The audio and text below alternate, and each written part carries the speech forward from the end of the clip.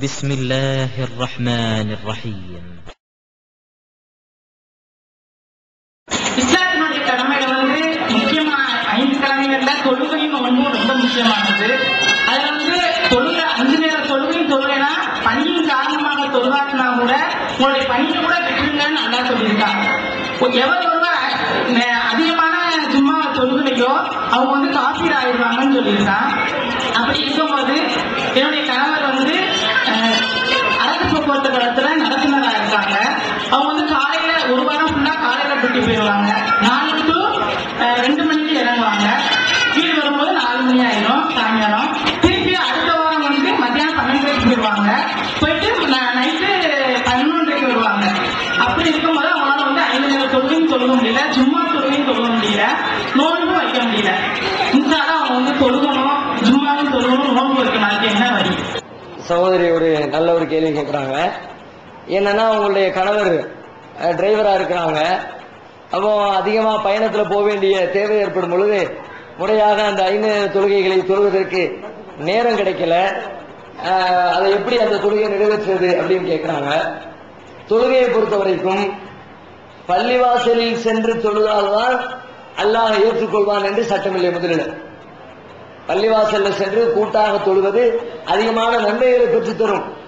ஆனாலும் கூட பள்ளியில் சென்றுதான் தொழ வேண்டும் என்று நிர்பந்தமான சட்டம் இல்லை. பள்ளிக்கு போவதற்கு வழி இல்லையா? நீங்க இருக்கிற இடத்திலே தொழலாம், அமர்ந்திருக்கிற இடத்துல தொழுகலாம். 4 மணி 6 மணி நேரம் 8 மணி நேரம் தொடர்ந்து விடாமல் அவர்கள் பயணம் செய்ய போவதில்லை. வண்டியில ஏறினா கூட 12 மணிக்கு ஏறாங்களா, அசருடைய நேரத்துல டீ குடிக்கிறதுக்கு டைம் ஒதுக்குவாங்க அல்லது சாப்பிடுறதுக்கு டைம் ஒதுக்குவாங்க. அந்த நேரத்துல பஸ்ல ஒரு ஓரத்துல உட்கார்ந்துக்கிட்டு சொல்லலாமே. மனம் இருந்தால் மார்க்கம் உண்டுன்னு தமிழ்ல சொல்லுவாங்கல்ல, அது மாதிரி தொழுக வேண்டும் என்று நீங்கள் முடிவெடுத்து விட்டால் அதுக்கு பூமி ஒரு தடை இல்லை, இடம் ஒரு தடை இல்லை, பள்ளிவாசல் ஒரு தடை இல்லை, உங்கள் கணவர் ஓட்டக்கூடிய பேருந்து ஒரு தடை இல்லை. இஸ்லாத்தில் நபிகள் நாயகம் சொல்கிறார்கள், எனக்கு 5 அம்சங்கள் சிறப்பாக வழங்கப்பட்டிருக்கிறது. அதுல ஒரு அம்சம், இந்த பூமி முழுவதும் தொழுமிடமாக எனக்கு வழங்கப்பட்டிருக்கிறது. எங்க வேண்டுமானாலும் நான் இந்த சமுதாயத்தவர்கள் தொழுது கொள்ளலாம். அப்ப அவங்க டீ குடிக்கிற நேரத்துல, சாப்பிடுற நேரத்துல, ரெஸ்ட் எடுக்கிற நேரத்துல ஒரு 5 நிமிஷம் ஒதுக்கி அல்லாஹ்வை தொழுது உட்கார்ந்த இடத்துல தொழுகட்டும். நாங்களும் பஸ்ல பயணம் செய்கிறோம், ட்ரெயின்ல பயணம் செய்கிறோம், செய்யக்கூடிய இடத்திலெல்லாம் தொழுகைக்கான நேரம் வந்துருச்சுன்னா அங்கிட்டு உட்கார்ந்துக்கிட்டு அப்படியே தொழுகிறோம். இன்னும் சொல்ல போனா அப்படி தொழுகிற காரணத்தினால் எத்தனையோ பேரிடத்துல மார்க்கத்தை பற்றி பேசுவதற்குண்டான வாய்ப்பு கிடைக்கிறது. தொழுகைக்கான நேரம் வந்துருது, ட்ரெயின்ல போறோம், ஒது செஞ்சுட்டு தொழுகிறோம், பக்கத்துல உட்கார்ந்துருக்கோம், பாக்குறாங்க, வித்தியாசமா இருக்குது. தொழுது முடிச்ச உடனே அவங்களே பேச ஆரம்பிக்கிறாங்க, என்ன பாய் தொழுவீங்களா? மார்க்கத்தை பற்றி உண்டான பேச்சுக்கள் வளர்வதற்கு ஒரு வாய்ப்பாக இருக்கிறது. பஸ்ல ஏறுறோம், பஸ்ல பயணம் செய்யக்கூடியவர்களுக்கு மார்க்கத்தில் ஒரு விதிவிலக்கான சட்டம் கூட இருக்கிறது. 25 கிலோமீட்டர் பயணம் செய்ய வேண்டும் என்ற நோக்கத்தோடு ஒருவர் புறப்பட்டு விட்டால் அவருக்கு 5 வக்து தொழ தேவையில்லை, 3 வக்து தொழுதா போதும். 5 நேர தொழுகைகளை 3 நேரத்திலே சுருக்கி தொழுது கொள்வதற்கு மார்க்கத்தில் அனுமதி வழங்கப்பட்டிருக்கிறது. அதிகாலையில சுபுக தனியா தொழுதணும். அதுக்கடுத்து லுகர் அசரு, இந்த லுகரையும் அசரையும் சேர்த்து லுகருடைய நேரத்திலோ அல்லது அசருடைய நேரத்திலோ தொழுது கொள்ளலாம். 1 மணிக்கு கிளம்புறாரு, லுகரை அசரையும் முடிச்சுக்கிட்டு அவர் வண்டியை கிளப்பிடலாம்.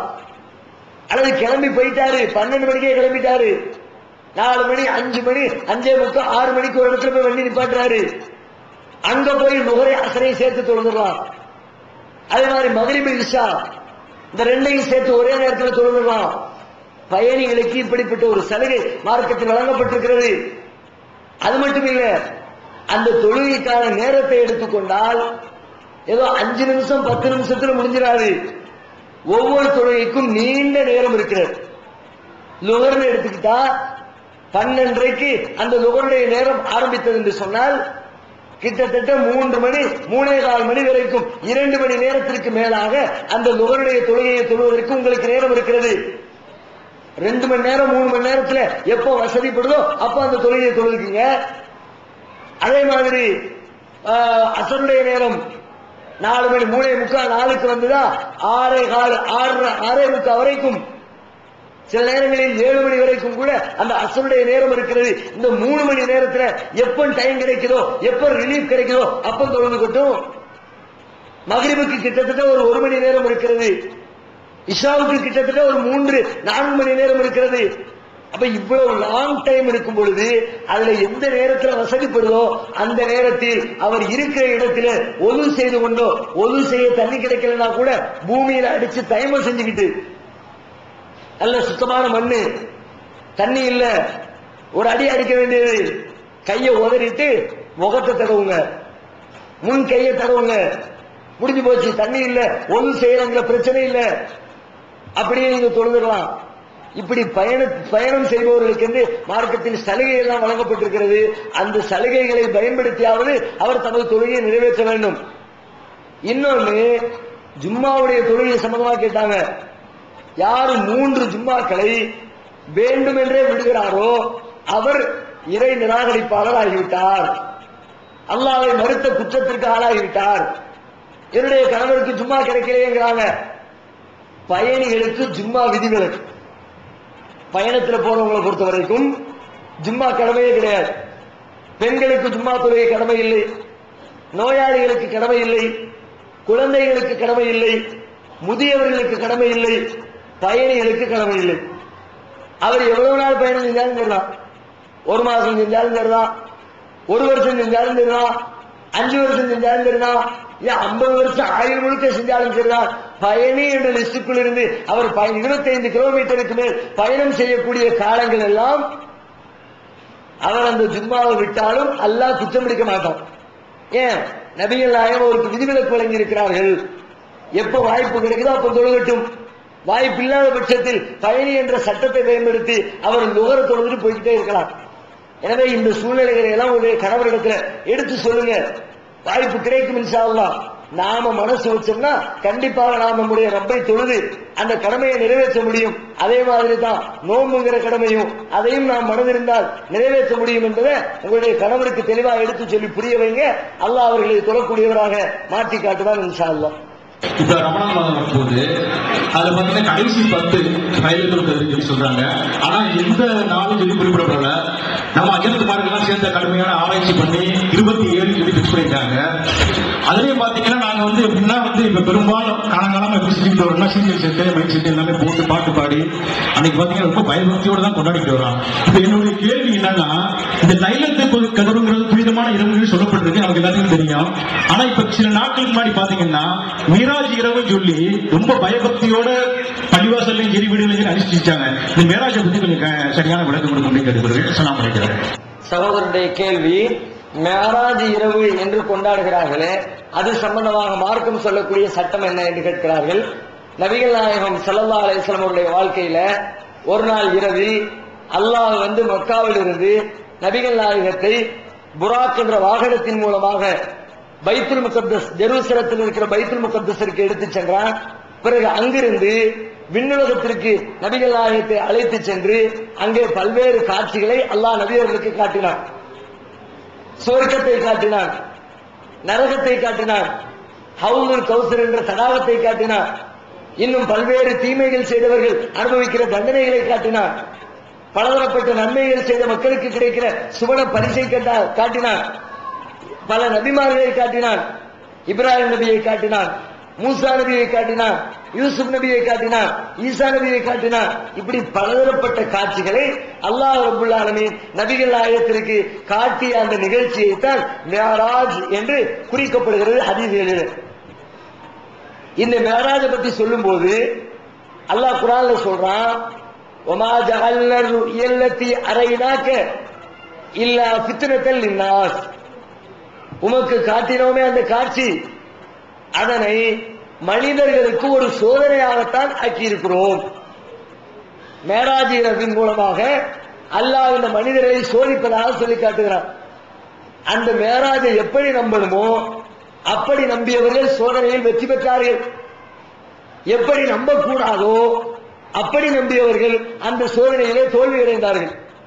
நான் இவ்வளவு சொன்னேன், நபிகள் நாயகத்திற்கு அல்லாஹ் காட்டிய காட்சிகள் இதையெல்லாம் அல்லாஹ் காட்டினா இதுவெல்லாம் நடந்தது உண்மை என்று நம்பினால் அதுல எந்த பிரச்சனையும் இல்லை. அதை தாண்டி இவர்கள் அதனோடு சில எக்ஸ்ட்ரா ஃபிட்டிங்களை சேர்த்து நம்புறாங்க. அந்த நாள்ல என்னெல்லாம் நடந்துச்சு, அது ரஜபு மாதத்தினுடைய 27வது நாளில் தான் நடந்தது என்று இவர்கள் ஒரு ஃபிட்டிங்க உள்ள சேர்க்கிறாங்க. அதை சொன்னது யாரு? அல்லாஹ் குர்ஆன்ல சொல்றானா, நபியை மேராஜுக்கு எடுத்து சென்ற அல்லாஹ் ரப்பல் ஆலமீன் அவரை ரஜபு மாதத்தினுடைய 27ஆம் நாளில் அழைத்து சென்றேன் என்று சொல்கிறானா? அல்லாஹ் சொல்லல, அல்லாஹ்வுடைய தூதர் சொல்லல, அல்லாஹ்வுடைய தூதர் கூட இருந்த சஹாபாக்கள் சொல்லல. அவர்கள் சொல்லாதது, அல்லாஹ் சொல்லாதது இப்பொழுது நம்முடைய காலத்திலே வாழக்கூடிய அறிஞர்களுக்கு எப்படி தெரியும்? 1400 வருஷத்துக்கு முன்னாடி ரசூலுல்லாஹ் மேராஜுக்கு போனாங்க. அந்த காலத்தில் வாழ்ந்தவங்க சொல்லாத ஒரு செய்தி இந்த காலத்தில் வாழ்றவங்களுக்கு எப்படி தெரிந்தது? எப்படியும் தெரியல. இவர்களாக கற்பனை பண்ணி ஒரு டேட்டை உருவாக்கிட்டாங்க, அதுல சில இபாதத்துகளை உருவாக்கிட்டாங்க. மேராஜில் சென்ற பயண அந்த நாளுக்கு இபாதத்து இருக்கும் என்று சொன்னால், அதை கொண்டாட வேண்டும் என்று சொன்னால், அந்த கொண்டாட்டத்தை முதல்ல யார் சொல்லி தந்திருப்பார்கள்? அல்லாஹ்வுடைய தூதர் சொல்லி இருப்பாங்கல்ல. இப்ப இன்னைக்கு மேராஜுடைய இரவு வாங்க தொழுவோம் ரசூலா கூப்பிட்டாங்களா? அல்லது சஹாபாக்கள் ரசூலுல்லாஹ் மேராஜ் போன இரவு வாங்க நாங்க சீரியல் வைத்து போடுவோம் என்று கொண்டாடினாங்களா? அல்லாஹ்வுடைய தூதர் அதை செய்யல, தூதருடைய தோழர்கள் செய்யல, பிற்காலத்தில் வந்தவர்கள் உருவாக்கிய வழிபாடுகள் இவைகள் எல்லாம். இதற்கும் இஸ்லாத்திற்கும் எந்த சம்பந்தமும் இல்லை. நபிகள் நாயகம் சொன்னார்கள், மன் அமில அமலன் லைஸா அலைஹி அம்ருனா ஃபஹுவரத்துன். ஒருவர் ஒரு அமலை செய்கிறார், அது நம்முடைய அனுமதி இல்லாமல் நாம் சொல்லித்தராத காரியமாக இருந்தால் அது அல்லாஹ்விடத்திலே நிராகரிக்கப்படும். அல்லாஹ்விடத்தில் நிராகரிக்கப்படுகிற காரியங்கள் இவைகள் எல்லாம். மேராஜுக்கு ஒரு நோன்பு, நோன்பு எவ்வளவு புனிதமானது, எத்தனை உயர்வான நோக்கத்திற்காக அல்லாஹ் நோன்பு இருக்க சொல்லுகிறான். திருமலை குர்ஆன் என்ற உலகத்திற்கு வழிகாட்டக்கூடிய வேதத்தை நான் அருளி இருக்கிறேன், அதற்கு நன்றி பாராட்டுவதற்காக ரமலான் மாதத்திலே நோன்பு என்று குர்ஆனில் சொல்கிறான். மூசா என்ற இறை தூதர் ஃபிரௌனுடைய கொடுமைகளிலிருந்து பாதுகாக்கப்பட்ட நாள் ஆஷுராவுடைய முஹர்ரம் மாதத்துடைய 10வது நாள். அந்த சந்தோஷத்தை கொண்டாடுவதற்கு நோன்பு என்று நபிகள் நாயகம் சொல்கிறார்கள். இப்படி உயர்வான நோக்கங்களுக்காக சொல்லப்பட்ட நோன்பை இவர்களாக நபிகள் நாயகம் மேராஜுக்கு போனாங்க, அந்த நாளில் நோன்பு வைப்போம் என்று ஒரு புது இபாதத்தை உருவாக்கி இருக்கிறார்கள். இது இஸ்லாத்திற்கு சம்பந்தப்பட்டதில்லை. அது மட்டுமில்ல, இந்த மேராஜை சுற்றி ஏராளமான கட்டுக்கதைகள், பொய்கள் ஏராளமா பின்னி விட்டுருக்கிறாங்க கதையை. எந்த அளவுக்குன்னா, நம்ம ஆளுங்கள் பயான் பண்றாங்க, நபி ஸல்லல்லாஹு அலைஹி வஸல்லம் அவர்கள் மேராஜ் பயணத்துல அல்லாஹ்வோட பேசிட்டு இருந்தாங்க. அப்ப அல்லாஹ் சொன்னாங்க, முஹம்மதே உஷ் அப்படின்னா, அல்லாஹ் மெதுவா பேசு, சத்தம் போடாத. ஏன்? தொட்டில்ல முஹிதீன் அப்துல் காதிர் ஜீலானி தூங்கிட்டு இருக்கிறாங்க. என்ன சொல்ல வர்றாங்க இதன் மூலமாக? மத்தகதல்லாஹு சாஹிபத்தன் வலா வலதா, அல்லாஹ் தனக்கு பிள்ளையையோ மனைவியையோ எடுத்துக் கொள்ளவில்லை என்று சொல்லக்கூடிய திருமறையினுடைய தெளிவான சட்டத்திற்கு எதிராக அல்லாஹ்வுடைய அரிசிக்கு பக்கத்தில் தொட்டில்ல முஹிதீன் அப்துல் காதிர் ஜீலானி தொங்குறாருன்னு என்ன அர்த்தம்? அல்லாஹ்வுக்கு பிள்ளை என்று உருவகப்படுத்துகிறார்கள். இப்படி மேராஜை சுற்றி ஏராளமான கதைகளை கட்டமைத்து விட்டிருக்கிறார்கள். அந்த மேராஜ் நடந்தது உண்மை, சுவர்க்கத்தை கண்டது உண்மை, நரகத்தை கண்டது உண்மை, தொழுகையை பரிசாக பெற்றது உண்மை, ஹவுதுல் கௌசரை கண்டது உண்மை, நபிமார்களை தரிசித்தது உண்மை, பைத்துல் முகத்தஸிலே தொழுதது உண்மை. ஆனால் அது எந்த நாள் என்று தெரியாது, அந்த நாளுக்கென்று எந்த வழிபாடும் கிடையாது, அந்த நாளுக்கென்று எந்த இபாதத்தும் கிடையாது. அவ்வாறு செய்வதற்கும் இஸ்லாத்திற்கும் எந்த அஸ்ஸலாமு அலைக்கும். சார் முகமது மைதீன். ஹலாலானதை சாப்பிட்றது முஸ்லிம்களுக்கு கடமைகள், அதாவது சாப்பிட்ற பொருள்கள். இதில் அதுக்காக இந்தியா ஆட்டுக்கட்டியில் பூரா ஆடிமுறை வச்சு தக்பீர் சொல்லி இருக்கிறாங்க. அதே நேரத்தில் கடைகளில் இப்போ நம்ம இருக்கிற ஏரியாவில் கடைகளில் நாங்கள் கடையாட்டு மற்ற கடையெல்லாம் கடையில் இருக்கிறாங்க. இதை போய் நம்ம முஸ்லீம்களும் வாங்குறாங்க. முஸ்லீம்களும் மற்ற நம்ம தவிர்த்து இருக்கிறவங்களும் வாங்குறாங்க. அப்போ கடைகளில் சாப்பிட்றது கூட மாட்டு மத சகோதரர்கள் கூட சாப்பிட்றாங்க. அதுக்கு நாம கேட்டோம்னா என்ன நடக்குன்னு சொல்றாங்க, ரசூல்லா யூதர் பெண்மணி வீட்டுல கறி எடுத்து கொடுத்தாங்க, சாப்பிட்டாங்கன்னு சொல்றாங்க. இது எப்படி அது மாற்று மத கணக்காரங்க சாப்பிடுறது சரியா, மாற்று மதக்காரங்கிட்ட கறி வாங்குறது சரியா? இது முஸ்லீம் மாத்திரம் இல்லை, நாம தைரிய சகோதரர்களும் எல்லாருமே அதை செய்யறாங்க. இது மாற்று அடிப்படையில பொதுவான விளக்கத்தை இந்த சபையில சொல்லணும். சகோதரர் என்ன கேள்வி கேட்கிறாங்கன்னா, அதாவது திருமறை குர்ஆன் ஆடு மாடுகளை சாப்பிடுவது பற்றி சொல்லுகிற பொழுது ஃபகுலூ மிம்மா ذُكِرَ اسْمُ اللَّهِ عَلَيْهِ, எதன் மீது அல்லாஹ்வுடைய பெயர் கூறப்பட்டதோ அதனை சாப்பிடுங்கள். வலா தஅகுலு மிம்மா லம் யுذْكَرِ اسْمُ اللَّهِ عَلَيْهِ, எதன் மீது அல்லாஹ்வுடைய பெயர் கூறப்படவில்லையோ அதை நீங்கள் சாப்பிடாதீர்கள். ரொம்ப தெளிவா குர்ஆன் சொல்லு. அல்லாஹ்வுடைய பெயர் எதுல சொல்லப்பட்டதோ அதை சாப்பிடுனாலே மற்றதை சாப்பிடாதன்னு அர்த்தம். ஆனா இந்த மனுஷன் தப்பா புரிஞ்சுக்க கூடாதுன்றதுக்காக அல்லாஹ்வுடைய பெயர் சொன்னதை சாப்பிடு, அல்லாஹ்வுடைய பெயர் சொல்லப்படாதத சாப்பிடாத என்று 2 வார்த்தைகளையும் சொல்லி அல்லாஹ் குர்ஆன்ல சொல்லி தர்றான். எனவே நாம் சாப்பிடக்கூடிய ஆடு மாடுகள் அனைத்தும் அல்லாஹ்வின் பெயர் கூறி அறுக்கப்பட்டதாக இருக்க வேண்டும் என்பது முக்கியமான நிபந்தனை. அது அந்த பெயர் கூறி அறுக்கப்படாத கடைகளில் கறி வாங்குவது மார்க்கத்தில் கூடாது. அப்ப வேலைக்காரர்கள் வீட்டில் ரசூலா சாப்பிட்டாங்களேன்னா அது குர்ஆன்ல தனி சட்டம் சொல்லப்பட்டிருக்கிறது.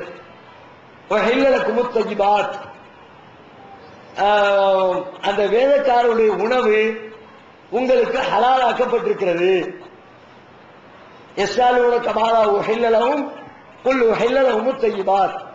அவர்களுடைய உணவை பற்றி உங்களிடத்திலே கேட்கிறார்கள். வேதக்காரர்களின் உணவு உங்களுக்கு ஹலாலாக்கப்பட்டிருக்கிறது என்று நபியை நீங்கள் சொல்லுங்கள் என்று குர்ஆன் அல்லாஹ் சொல்லி தந்தான். எனவே வேதக்காரர்களுக்கு வழங்கப்பட்ட அந்த அனுமதியை இந்த இணைகிற்பிப்பாளர்களுக்கு இந்த நிராகரிப்பாளர்களோடு ஒத்து பார்த்து அவங்களும் இவங்களும் ஒண்ணுதான்ற மாதிரி நாம முடிவெடுக்க கூடாது. அவர்களுக்கு தனி சட்டம் இருக்கிறது, இவர்களுடைய சட்டம் தனி. எனவே இது மாதிரி சில முஸ்லீம் இல்லாத கடைகள் இருக்கும், ஆனா முஸ்லீம்களை கூப்பிட்டு அறுத்திருப்பாங்க. நம்ம மோதினார்களை நம்ம முஸ்லீம் பாய்மார்களை கூப்பிட்டு அறுத்து அப்படி கறி சமைப்பார்கள், கறி விற்பனை செய்வார்கள். அப்ப பிரச்சனை இல்லை. அப்படி இல்லை என்று சொன்னால் அவர்கள் கரத்தாலே அவர்களே அறுத்திருக்கிறார்கள் என்பது தெரிந்தால் அந்த கடைகளில் கறி வாங்குவது மார்க்கத்தில் குற்றம். அந்த கடை அது போன்ற ஹோட்டல்களில் உணவருந்துவதும் அந்த உணவு வேற எந்த உணவையும் சாப்பிட்டுக்கலாம். கறிய ஆட்டுக்கறி மாட்டுக்கறி அது மாதிரி கறி உணவை சாப்பிடுவதை தவிர்த்து விட்டு வெஜிடபிள் காய்கறிகள் ஏதாவது வாங்கி சாப்பிட்டுக்கலாம். அந்த உணவை சாப்பிடுவதும் மார்க்கத்திலே தடுக்கப்பட்ட ஒன்று. வெளிவந்துவிட்டது இஸ்லாம் கூறும் குடும்பவியல் ரமலான் மாதம் தொடர் சொற்பொழிவு 5 டிவிடிகளாக விலை ரூபாய் 150 மட்டுமே. கூரியர் செலவு தனி. கிடைக்கும் இடம் TNTJ வீடியோ விஷன், நம்பர் 30, அரமனைக்காரன் தெரு, மண்ணடி, சென்னை 1. இஸ்லாத்தை குர்ஆன் மற்றும் ஹதீஸ் வாயிலாக அறிந்திட அழகிய இணையதளமான onlinepj.com என்ற இணையதளத்திலிருந்து எடுக்கப்பட்ட இஸ்லாம், அரசியல் மற்றும் சமூக கேள்விகளுக்கான பதில்களின் ஒரு தொகுப்பு. கொள்கை விளக்கம், தொழுகை, நோன்பு, ஜக்காத், ஹஜ், அரசியல் மற்றும் பொதுவான பதில்கள் உள்ளிட்ட சுமார் 300 கேள்விகளுக்கான பதில்கள் அடங்கிய இந்த புத்தகத்தின் விலை ரூபாய் 150 மட்டுமே. தமிழ்நாடு தௌஹீத் ஜமாத்தின் புதிய வெளியீடு, மாதம் ஒரு பிரசுரம், கட்டுரைகளின் தொகுப்பு, விலை ரூபாய் 120 மட்டும். கிடைக்கும் இடம் TNTJ வீடியோ விஷன், எண் 30, அரண்மனைக்காரன் தெரு, மண்ணடி, சென்னை 1. செல் 9500168989. இஸ்லாத்துல வசதியானவங்க தக்காத்து பொருட்கிழமை. இப்ப நாங்க நிலம், கால்நடைகள், சொந்த வீடு இதெல்லாம் இந்த மாதிரி சொத்துக்களுக்கெல்லாம் எப்படி கணக்கு பண்ணி தக்காத்து கொடுக்கிறது? சகோதரி என்ன கேள்வி கேட்கிறாங்கன்னா, ஜக்காத்து கொடுப்பது மார்க்கத்திலே கடமையாக்கப்பட்ட ஒன்று. இந்த ஜக்காத்தை நகை, நிலம், வீடு வாசல், சொத்து பத்துக்கள் இவைகளுக்கெல்லாம் எப்படி கணக்கிட்டு கொடுப்பது என்று கேட்கிறார்கள். நான் ஏற்கனவே சொல்லி காட்ட குர்ஆன் வசனத்தில் அல்லாஹ் சொல்றான், எதை செலவிடுவது, எதை தர்மம் செய்வது, ஜக்காத்தாக கொடுப்பது என்று கேட்டால் நம்முடைய செலவு போக மிச்சமாக இருக்கிறது உபரியாக அதைத்தான் ஜக்காத்தா கொடுக்கணும். நான் பயன்படுத்தக்கூடிய வீடு, நான் உபயோகப்படுத்தக்கூடிய வாகனம், என்னுடைய தட்டுமுட்டு சாமான்கள் இவைகளுக்கெல்லாம் ஜக்காத்து கிடையாது. அதெல்லாம் என்னுடைய பயன்பாட்டுக்கு இருக்கக்கூடிய பொருட்கள். அதை தாண்டி நான் குடியிருக்காம வாடகைக்கு ஒரு வீட்டை கொடுத்திருக்கிறேன், அல்லது ஒரு வீட்டை கட்டி போட்டிருக்கிறேன், ஒரு நிலத்தை வாங்கி என் பேர்ல வச்சிருக்கிறேன், இப்படி நான் பயன்படுத்தாத பொருட்கள் இருக்கும் என்று சொன்னால் அவைகளை எல்லாம் கணக்கு பார்க்கணும். நம்முடைய நகையை தனியா கணக்கு பண்ணணும். 87 கிராம் அளவிற்கு 11 பவுன், 87 கிராம் அளவிற்கு தங்க நகையினுடைய எடையோ அல்லது அந்த எடைக்கு நிகரான பொருளோ பணமோ அல்லது சொத்து பத்துக்களோ நம்மிடத்தில் இருந்தால் நாம் ஜக்காத்து கொடுப்பதற்கு தகுதியானவர்கள். 87 கிராம் தங்க நகையோ அல்லது அந்த தங்க நகைக்கு ஈடான கட்டிடங்களோ நிலபுலங்களோ பணமோ எது என் கையில இருந்தாலும் நான் ஜக்காத்து கொடுக்கக்கூடிய நிலைமைக்கு வந்துவிட்டேன் என்று அர்த்தம். எப்படி ஜக்காத்தை கொடுக்கிறது? என்னுடைய மொத்த சொத்துக்களையும் கணக்கிட்டு அதுல 2.5% எடுத்து கையில கொடுத்துட வேண்டியதான். 100க்கு 2 ரூபா என்ற அடிப்படையில் மொத்த சொத்துக்களையும் கணக்கிட்டு 2.5% எடுத்து ஏழை எளிய மக்களுக்கு அந்த ஜக்காத்தை வழங்கிவிட வேண்டும். நகையா இருந்தாலும் சரிதான், நிலமா இருந்தாலும் சரிதான், பணமா இருந்தாலும் சரிதான், எல்லாத்துக்கும் ஒரே அளவுகோல் தான். வித்தியாசமான அளவுகோல் எதுக்குன்னு கேட்டா, கால்நடைகளுக்கு ஆடு வச்சிருக்கிறோம், மாடு வச்சிருக்கிறோம், ஒட்டகம் வச்சிருக்கிறோம் என்று சொன்னால் அவைகளுக்கு கொஞ்சம் வித்தியாசமாக அளவுகோல் சொல்லப்பட்டிருக்கிறது. 40 ஆடுகள் நம்முடைய கைவசம் இருந்தால் ஒரு ஆடு ஜக்காத்தாக வழங்கப்பட வேண்டும். 40லிருந்து 200 வரைக்கும் ஒரு ஆடு. 40 ஆடு இருக்குது, ஒரு ஆடு ஜக்காத்து கொடுத்தாச்சு. 40 50 ஆகுது, 50 100 ஆகுது, 100 150 ஆகுது, 150 200 ஆகுது. 200 வரைக்கும் எனக்கு ஜக்காத்து கொடுக்க தேவையில்லை. 40லிருந்து 200 வரைக்கும். நாம் 200 தாண்டும் பொழுது ஒவ்வொரு 5க்கும் ஒரு ஆடு என்ற விதத்தில் அவருடைய ஜக்காத்தினுடைய அளவு அதிகரித்துக் கொண்டு போகும். அது கால்நடைகளுக்குரிய அளவாக மார்க்கத்திலே சொல்லப்பட்டிருக்கிறது. அஸ்ஸலாமு அலைக்கும். பெயரும் கௌசர் அலி. கண் தானம் செய்வது மார்க்கத்தில் கூடுமா? சகோதரர் என்ன கேள்வி கேட்கிறாங்க? கண் தானம் செய்வது மார்க்கத்தில் கூடுமா அப்படின்னு கேட்கிறாங்க. தாராளமாக அனுமதிக்கப்பட்ட ஒன்றுதான். ஏன்னு கேட்டா, நம்முடைய கண்கள் இன்னொருவருக்கு பார்வையை கொடுத்து வாழ்வை அளிக்கிறது. திருமறை குர்ஆன்ல அல்லாஹ் சொல்லி காட்டுறான், மன் அஹ்யாஹா ஃபகஅன்னமா அஹ்யன் நாஸ ஜமீஆ. யார் ஒருவர் ஒரு உயிருக்கு வாழ்வளிக்கிறாரோ அவர் மொத்த மனித குலத்திற்கும் வாழ்வளித்தவரை போன்றவர் ஆவார். ஒருத்தருக்கு வாழ்க்கையை கொடுத்தால், ஏன்னா கண்ணு பார்வைங்கிறது ஒருவனுக்கு வாழ்க்கையை கொடுக்கிற மாதிரி தான். வாழ்க்கையை இருண்டு போனவனுடைய வாழ்க்கையில வெளிச்சத்தை கொடுக்கிற மாதிரி அப்படிப்பட்ட ஒரு காரியத்தை செய்வது மார்க்கத்திலே வரவேற்க தகுந்த ஒரு அம்சம். ஆனா இதுல எங்க பிரச்சனை வருதுன்னா, நம்முடைய ஆளுங்கள் சில பேர் சொல்கிறார்கள், ஒரு ஹதீஸ் இருக்கிறது, ஒரு மனிதன் எப்படி இருக்கிறானோ அப்படித்தான் நாளை மறுமையிலே எழுப்பப்படுவான் என்ற ஹதீஸை மையமாக வைத்துக் கொண்டு நாம அடுத்தவனுக்கு கண்ணை தானம் பண்ணிவிட்டா நாளை மறுமையில நாம கண்ணில்லாத குருடனாக அல்லவா எழுப்பப்படுவோம் என்று சில பேர் பேசிக் கொண்டிருக்கிறார்கள். ஆனா உண்மை நிலவரம் என்னன்னா, நாம் எப்படி இருக்கிறோம் என்று சொல்லப்படுகிற அந்த ஹதீஸ் நம்முடைய உடல் அமைப்பை பற்றி பேசக்கூடிய ஹதீஸ் இல்லை, நம்முடைய கொள்கையை பற்றி பேசக்கூடிய ஹதீஸ். நான் முஸ்லீமாக இருந்தால் முஸ்லீமாக எழுவேன், கிறிஸ்தவனாக இருந்தால் கிறிஸ்தவனாக எழுவேன், முஷ்ரிக்காக இருந்தால் முஷ்ரிக்காக எழுப்பப்படுவேன். என்னுடைய கொள்கையில் நான் எப்படி மரணிக்கிறேனோ அதே கொள்கையில் நாளை மறுமையில் எழுப்பப்படுவேன் என்ற அடிப்படையில் தான் நபிகள் நாயகம் சொல்லி இருக்கிறார்கள். ஒன்று. இரண்டாவது, அதுல புரிந்து கொள்ள வேண்டிய இன்னொரு செய்தி என்னன்னா, கண் தானம் என்பது எப்போது தெரியுமா? நீங்க கூட விளம்பரம் பார்த்திருப்பீங்க, வாழும் வரை இரத்த தானம், வாழ்ந்த பின்பு கண் தானம். கண் தானம் கொடுக்கிறேன், நீங்க உசுரோடு இருக்கும் போதுதான் கொடுக்க முடியாது. நான் கண் தானம் செய்கிறேன் என்றால் நான் என்னுடைய கண்களை எனது இறப்பிற்கு பிறகு தானம் செய்ய முன்வருகிறேன் என்று எழுதி கொடுப்பேன். நடிகர் கமலஹாசன் எழுதி கொடுத்துட்டு கண் தானம் செய்தார்னு பத்திரிகையில படிச்சிருப்பீங்க. ஆனா இன்னைக்கு கண்ணோட தான் சுத்திக்கிட்டு இருக்கிறார். என்ன அர்த்தம்? கண்ணை தானம் பண்ணிடல, கண் தானம் செய்வதாக அந்த குறிப்பிட்ட ஹாஸ்பிட்டல்ல போய் எழுதி கொடுப்பாரு. நான் அவர் இறந்ததுக்கு பிறகு அந்த ஹாஸ்பிட்டல்ல இருந்து வந்து அவருடைய கண்ணை எடுத்துட்டு போய் பரிசோதனை செஞ்சு வேற ஆளுக்கு பொருத்திடுவாங்க. இறந்த பிறகுதான் கண் எடுப்பாங்களே ஒழிய உயிரோடு இருக்கும்போது கண்ணில எந்த டாக்டரும் கையை வைக்க மாட்டான். வச்சாலும் அவனை தூக்கி ஜெயில வச்சுக்கணும் கவர்மெண்ட். உசுரோடு இருக்கும்போது ஒரு டாக்டர் என் கண்ணை கையை வைக்க முடியாது, கண்ணை எடுத்து வேற ஒருத்தருக்கு பொருத்த முடியாது. நான் இறந்ததற்கு பிறகு என்னுடைய உடலில் இருக்கிற ஒரு உறுப்பு மற்றவருக்கு பயன்படுகிறது என்று சொன்னால் தாராளமாக பயன்படுத்துமே. அதனால் மார்க்கத்தில் என்ன குற்றம்? இன்னும் சொல்ல போனா அல்லாஹ் ரப்பல் ஆலமீன் நம்முடைய உடல் அமைப்பில் நம்முடைய கண்ணை பிறருக்கு தானம் செய்கிற விதத்திலேதான் அல்லாஹ் படைத்திருக்கிறான் என்பதை பார்க்கிறோம். ஒருத்தர் இறந்துட்டாருன்னு சொல்றோம். எதை வச்சு சொல்றோம்? யாருடைய கை பிடிக்காதோ, யாருடைய கால் நடக்காதோ, யாருடைய காது கேட்காதோ, யாருடைய கண்ணு பார்க்காதோ, யாருடைய மூளை சிந்திக்காதோ, யாருடைய நாசி நுகராதோ அவன் ஆள் அவுட்டு.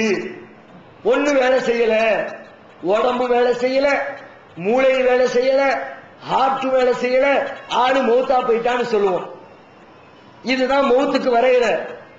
ஆனா பாருங்க, அதிசயத்தை பாருங்க, நம்முடைய உடலில் இருக்கிற எல்லா உறுப்புகளும் இறந்து விட்டால் கூட 6 மணி நேரத்திற்கு நம்முடைய கண் மட்டும் உயிரோடு இருக்கிறது.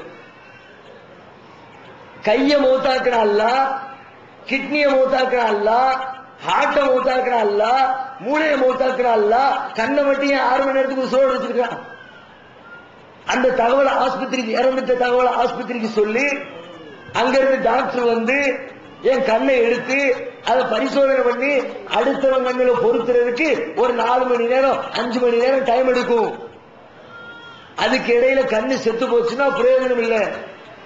அதற்கு தகுந்த அடிப்படையில் இந்த கண் இன்னொருவனுக்கு பயன்படுத்தும் என்கிற விதத்தில் அல்லாஹ் ரப்பல் ஆலமீன் அந்த கண்ணை படைத்து வடிவமைத்திருக்கிறான் என்பதை பார்க்கிற பொழுது அல்லாஹ் கண்ணான செய்யறத அனுமதிக்கிறான் என்பதை மறைமுகமாக அதன் வழியாக நமக்கு சொல்லித்தர்றான். எனவே கண்தானம் செய்வது என்பது மார்க்கத்தின் பார்வையில் குற்றமான ஒரு காரியம் இல்லை. என் பேர் மகிதா பணம். சகோதரர் சொன்னாரு, இன்னல்ஹம்துலில்லாஹ் என்ற வசனத்தின் மூலமாக ஒரு மன்னிக்கக்கூடியவரை நான் வந்து இஸ்லாத்தில் சேர்த்ததாக அப்படின்னு அவர் வேண்டதாக ஹதீஸ் சொன்னாங்க. இப்ப சொல்றாங்க என்னன்னா, இன்னொரு ஹதீஸ் இருக்கிறதாக சொல்றாங்க. சூரத்துல் ஃபலக், சூரத்துல் நாஸ் வந்து நாயகம் ஸல்லல்லாஹு அலைஹி வஸல்லம் அவங்களுக்கு வந்து செய்வனை செய்யப்பட்டதாகவும் அதை நீக்கிறதுக்காக ஜிப்ரீல் அலைஹிஸ்ஸலாம் அவங்க வந்து அவங்க மூலமா இந்த 2 சூறாக்களும் இறக்கப்பட்டு அதன் மூலம் அவங்களுடைய நோய் தீர்க்கப்பட்டதாக சொல்றாங்க. அது மட்டும் இல்லாம சூனியக்காரர்கள் வந்து ஜின்களை வசூல் செஞ்சுட்டு அந்த ஜின்கள் வந்து மனதில் பேசக்கூடிய விஷயங்களை ஒட்டு கேட்கக்கூடியவர்களா இருந்தாங்க. அந்த ஒட்டு கேட்கக்கூடிய சமயத்துல வந்து தீப்பந்தங்கள் மூலமாக அவங்க விரட்டி எடுக்கப்பட்டாங்க என்ற வசனம் இருக்கு. அது மட்டும் இல்லாம பாரூக் மாதத்துங்கிற 2 வானவர்கள் கூட செய்வனை செய்வதை பற்றி மற்றவர்களுக்கு கற்றுக் கொடுக்கிறதுக்காக ஜின்னாவுக்கு இறக்கப்பட்டதா சொல்றாங்க. இதுக்குரிய உண்மையான விளக்கம் எனக்கு தெரியும். ஏன்னா பெண்கள் மத்தியில இது பரவலா வந்து இந்த செய்வனை ஏவுங்கிற விஷயம் வந்து ரொம்ப பரவலா, அதுல வந்து ரொம்ப ஈடுபாடுடையவங்களா இருக்காங்க. அதனால இதுக்குரிய விளக்கம் இருக்கு. சகோதரி என்ன கேள்வி கேட்கிறாங்கன்னா, செய்வினை வைப்பது சம்பந்தமாக அது இருக்கிறது என்று சொல்லக்கூடிய அடிப்படையில் சில குர்ஆனுடைய வசனங்கள் இருக்கிறது, அது மார்க்கத்தில் உள்ளதா இல்லையா என்பதை விளக்கவும் அப்படின்னு கேட்கிறாங்க. மார்க்கத்தின் பார்வையில் செய்வினை என்பது கிடையாது. இன்னைக்கு நடப்புல உலகத்தில் சொல்லிக்கிட்டு இருக்கிறாங்களே, அப்படிப்பட்ட ஒரு செய்வினை உலகத்தில் யாராலும் செய்ய முடியாது. என்ன செய்வினை? ஒருத்தருடைய கையை காலம் முடக்கிறது, அவரை அடிக்காமலே அவரை வெட்டாமலே ஒரு வீட்டில் உட்கார்ந்துக்கிட்டு அவருடைய கர்ச்சிப்பை வாங்கிட்டு போய் அவருடைய முடியை எடுத்துட்டு போய் அவர் பயன்படுத்துற ஏதோ ஒரு பொருளை எடுத்துட்டு போய் அல்லது அவருடைய காலடி மண்ணை எடுத்துட்டு போய் அதுல சில மந்திர உச்சாரணங்களை செஞ்சு அதை வச்சுக்கிட்டு என்னுடைய உடம்பை பாதிக்க செய்வது, என்னுடைய மூளையை புத்தி பேதலிக்க செய்வது, என்னுடைய கைகால்களை இயங்காமல் ஆக்குவது, என்னுடைய வியாபாரத்தை முடக்குவது, இப்படிப்பட்ட வேலைகளை செய்யலாம் என்று சூனியக்காரர்கள் இன்றைக்கு சொல்லிக் கொண்டிருக்கிறார்கள். பில்லி சூனியன் தேவல் என்ற பெயர்ல. ஆனா நாம அடிச்சு சொல்றோம், என் கையை முடக்கணும்னா நேர்ல வந்து அடிக்கணும், அருவாளால வெட்டணும். அது இல்லாம தூரத்துல உட்கார்ந்து கொண்டு என்னோடு எந்த சம்பந்தமும் இல்லாமல் நான் பயன்படுத்திய பொருளை வைத்து அதிலே மந்திரங்களை ஓதி என் மீது எந்த ஒரு வேலையையும் செய்ய முடியாது. இதை நிரூபிக்கிறதுக்கு பெரிய பாரதூரமான மார்க்க அறிவுகளுக்கெல்லாம் போக தேவையில்லை. யதார்த்தமான உலக வாழ்க்கைக்கு வாங்க. யதார்த்தத்தில் நாங்க சவால் விடுறோம். பல மேடைகளில் இது போன்று சூனியம் செய்யக்கூடியவர்களுடைய கடைகளுக்கு முன்னால் போய் நின்று கொண்டு இது மாதிரி உன்னால செய்ய முடியாது, செய்ய முடியும்னா எனக்கு செஞ்சு காட்டு பார்க்கலாம். உனக்கு என்ன வேணும் தர்றோம், என் கட்சி வேணுமா தர்றேன், நான் மிதிச்ச காலடி மண்ணு வேணுமா தர்றேன், என் தலை வேணுமா மொட்டை அடிச்சு முடிய பூரா தர்ற வச்சுக்க, எனக்கு செய், என் கையை முடக்கு பார்க்கலாம், என்னுடைய காலை முடக்கு பார்க்கலாம். இதுவரைக்கும் எவனும் முடக்கல. பல வருடங்களாக இந்த ஜமாத்து இந்த சவாலை எல்லா சூனியக்காரர்களுக்கு மத்தியில் வைத்திருக்கிறது. பல சூனியக்காரர்களுடைய வேலைக்கு வேட்டு வச்சிருக்குது. உண்மையிலே எவனுக்காவது அந்த அதிகாரம் இருந்திருந்தால் ஒருத்தர் செஞ்சிருப்பானா இல்லையா? எவனை கேட்டாலும் என்ன சொல்லுவாங்க தெரியுமா? நாம சூனியம் வைக்க மாட்டோம், எடுக்கத்தான் செய்வோம். அப்ப வைக்கிறோம் எவன் தான் உலகத்துல?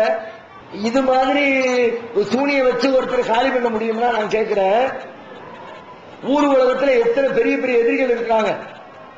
உங்களுக்கும் உங்க பக்கத்து வீட்டுக்காரருக்கும் உங்க கணவனுக்கும் உங்க மனைவிக்கும் உங்க அண்ணன் தம்பிக்கு இடையில இருக்கிற பிரச்சனைகளை விட, உங்களுக்கு இடையிலே நடைபெறுகிற சண்டை சச்சரவுகளை விட பெரிய அளவிலே மோதிக்கொள்ளக்கூடிய அரசியல் சண்டைகள் எவ்வளவு நடக்கிறது, உலக யுத்தங்கள் எவ்வளவு நடக்கிறது. மன்மோகன் சிங் எப்பண்டா முஷரப்ப காலி பண்ணலாம்னு முடிவு பண்ணி உட்கார்ந்து இருக்கிறாரு. அதுக்காக வேண்டி கோடிக்கணக்கில் ஆயுதங்களை வாங்கி எல்லைப்புறத்தில் ஆளை நிப்பாட்டி விடுறாரு.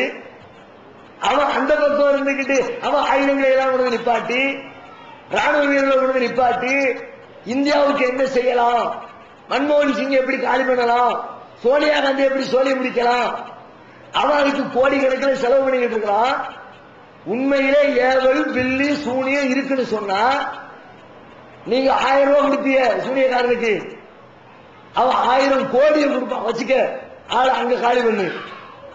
இங்க உட்கார்ந்துகிட்டே பாகிஸ்தான் அடிச்சிடலாம்ல, அங்க உட்கார்ந்துகிட்டே மன்மோகன் சிங் அடிச்சிடலாம்ல, ஒரு நாட்டில் உட்கார்ந்துகிட்டே அமெரிக்க ஜார்ஜ் புஷ் அடிக்கலாம்ல, ஜார்ஜ் புஷ் அங்க இருந்துகிட்டே பக்கத்து நாட்டில் அடிக்கலாம்ல. நடந்திருக்கா இது வரைக்கும் உலகத்துல? ஒரு பக்கமும் நடக்கல. கண்ணுக்கு எதிரிலே பார்க்கிறோம். இது மாதிரி யாரும் செய்யல, செய்ய முடியாது, செஞ்சவன் எவனும் கிடையாது. கண்ணுக்கு எதிரிலே பார்க்கக்கூடிய உண்மைக்கு எதிராக இஸ்லாம் எப்படி சொல்லும்? குர்ஆன்ல சூனியம் என்று பேசப்படுகிறது. குர்ஆன் சொல்லக்கூடிய சூனியத்துக்கு அர்த்தம் என்ன தெரியுமா? நாம நடைமுறையில் பேசிக் கொண்டிருக்க அர்த்தம் கிடையாது, கண்கட்டி வித்தைன்னு அர்த்தம். குர்ஆன் சொல்லக்கூடிய சூனியம் என்ற வார்த்தைக்கு அர்த்தம் என்னன்னா மேஜிக் என்ற அர்த்தம். இல்லாத ஒன்றை இருப்பதை போன்று காட்டுவது, இருக்கிற ஒன்றை இல்லாததை போன்று காட்டுவது, இப்படி காட்ட முடியும். அது ஒரு வித்தை. அதை படித்தவர்கள் செய்யலாம். எத்தனை பேர் செய்து கொண்டிருக்கிறார்கள் இன்றைக்கும் மேஜிக் நிபுணர்கள். அதை குர்ஆன் சொல்லுது. நபி மூசா அலைஹிஸ்ஸலாத்துடைய காலத்திலே சூனியக்காரர்கள் அத்தனை பேரும் மூசா நபிக்கு எதிராக கொண்டு வந்து நிறுத்தப்படுகிறார்கள். எல்லாரும் தங்களுடைய கையில் இருக்கிற கயிறுகளை தூக்கி போடுகிறார்கள். அது பாம்பை போன்று காட்சி தருகிறது. அல்லாஹ் குர்ஆன்ல சொல்றான். கயிறுகளை தூக்கி போடுறாங்க, போடப்பட்டது கயிறு, ஆனா பார்த்தா பாம்பு மாதிரி நெளியுது. பாம்பு இல்ல, இல்லாத பாம்பை இருப்பதை போன்று காட்டினார்கள். இந்த வேலையைத்தான் செய்ய முடியும். இல்லாத ஒன்றை இருக்கிற மாதிரி காட்ட முடியும். அதை வச்சு எந்த தீங்கும் செய்ய முடியாது என்று திருமறை குர்ஆன் சூனியத்தை பற்றி விளக்கம் தருகிறது. நபிகள் நாயகம் ஸல்லல்லாஹு அலைஹி வஸல்லம் அவங்களுக்கு சூனியம் வச்சதாக சொல்லப்படுது. அது ஒரு பொய்யான ஒரு தவறான தகவல். ஏன்னு கேட்டா அல்லாஹ் திருமறை குர்ஆன்ல ஒரு வசனத்துல சொல்றான், யா ஐயோ நபி, நபியே, வல்லாஹு யஅஸிமுக மினன் நாஸ், அல்லாஹ் ரப்பல் ஆலமீன் மனிதர்களுடைய தீங்குகளில் இருந்து உம்மை பாதுகாப்பான். ரசூலுல்லாஹ்வுக்கு அல்லாஹ் கேரண்டி கொடுக்கிறான், எந்த மனிதனும் உமக்கு எந்த கெடுதியும் செய்ய முடியாது. ஆனா என்ன சொல்லப்படுது? 2 யூதர்கள் நபிகள் நாயகத்திற்கு சூனியம் வைத்து கேடு செய்து விட்டார்கள். அல்லாஹ் சொல்றான், உனக்கு எவனும் கேடு செய்ய முடியாதுன்னு, நான் பாதுகாப்பேன்னு சொல்றான். இன்னொரு பக்கம் சொல்லப்படுகிறது, நபிகள் நாயகத்திற்கு 2 பேரும் சூனியம் வச்சுட்டாங்க, அவங்களுக்கு கெடுதி செஞ்சுட்டாங்க. அப்ப அல்லாஹ் கொடுத்த வாக்குறுதிக்கு என்ன அர்த்தம்? அல்லாஹ்வால ரசூலுல்லாஹ் பாதுகாக்க முடியலையா? அல்ல அல்லாஹ்வோட பெரிய சக்தி வாய்ந்த ஒருத்தன் அந்த யூத மதத்தில் இருந்தானா? அந்த ஒரு வசனம் போதும் நபிகள் நாயகத்திற்கு சூனியம் வைக்கப்படவில்லை என்று சொல்வதற்கு. இன்னும் தெளிவா சொல்றதா இருந்தா குல்லாவு பிரபில் ஃபலக், குல்லாவு பிரபின் நாஸ், இந்த 2 சூறாக்களும் நபிகள் நாயகத்திற்கு வைக்கப்பட்ட சூனியத்தை நீக்குவதற்காக அல்லாஹ் இறக்கினான் என்றும், அதில் இருக்கிற ஒவ்வொரு வசனத்தை ஓதுகிற பொழுது அந்த சூனிய முடிச்சுக்களில் ஒவ்வொன்றாக அவிழ்ந்து அவிழ்ந்து அவிழ்ந்து நபிகள் நாயகத்திற்கு ஏற்பட்ட சூனியம் அதிலிருந்து குணமடைந்தார்கள். இப்படித்தான் சொல்றாங்க.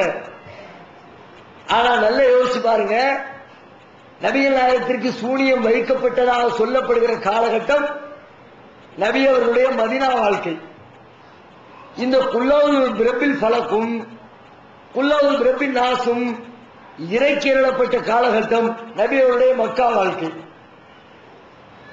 ஏற்கனவே சூரா மக்காவில் இறங்கிருச்சு. மதீனாவுக்கு வந்த பிறகுதான் சூனியம் வைக்கப்படுதா சொல்றாங்க.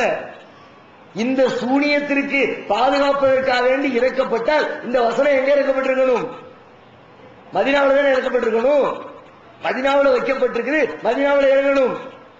ஆனா அதுக்கு முன்னாடியே மக்காவில் அந்த சூறா இறங்கிருச்சு. அதை வச்சு பார்த்தாலும் இவங்க இதை சம்பந்தப்படுத்தி சொல்வது கதைகள், அது இஸ்லாத்திலே சொல்லப்பட்ட தகவல் இல்லை, அது ஆதாரப்பூர்வமான செய்தி இல்லை என்பதை அதிலிருந்து நாம் புரிந்து கொள்ளலாம். எனவே இந்த ஏவல் பில்லி சூனியம் என்பதை நீங்கள் நம்பவே நம்பாதீர்கள். அல்லாஹ்வை தவிர வேறு யாராலும் மறைவாக இருந்து கொண்டு நம்முடைய உடல் மீது எந்த ஆதிக்கத்தையும் செலுத்த முடியாது. அப்படி நீங்க அல்லாஹ்வை நம்புங்க. அல்லாஹ் ஒருத்தனால்தான் அது முடியும். மற்ற யாரும் இப்படிப்பட்ட ஒரு காரியத்தை செய்து நம்மீது எந்த கெடுதியையும் எந்த தீங்கையும் செய்துவிட முடியாது. அப்படிப்பட்ட ஆற்றலை அல்லாஹ் ரப்பல் ஆலமீன் உலகத்தில் எந்த மனிதருக்கும் எந்த மகானுக்கும் வழங்கவில்லை என்பதுதான் உண்மை. இப்போது விற்பனையில் இஸ்லாம் கூறும் பொருளியல் அவர்கள் பிஜே அவர்கள் உரையாற்றிய பொருளாதாரம் சம்பந்தமான 27 மணி நேர தொடர் சொற்பொழிவு. என்ன வியாபாரம் செய்யலாம், பங்குச் சந்தையில் ஈடுபடலாமா, இன்சூரன்ஸ் செய்யலாமா, எம்எல்எம் வியாபாரத்தில் ஈடுபடலாமா, குத்தகை, பங்கு வணிகம் மற்றும் வியாபாரம் தொடர்பான அனைத்து சந்தேகங்களுக்கும் குர்ஆன் ஹதீஸ் அடிப்படையில் தெளிவான விளக்கங்கள் 3 டிவிடிகளாக விலை ரூபாய் 75 மட்டுமே. கிடைக்கும் இடம் TNTJ வீடியோ விஷன், நம்பர் 30, அரண்மனைக்காரன் தெரு, மண்ணடி, சென்னை 1. இப்போது புத்தம் புது வடிவில் பல சிறப்பம்சங்களுடன் onlinepj.com மற்றும் tntj.net இணையதளங்கள்.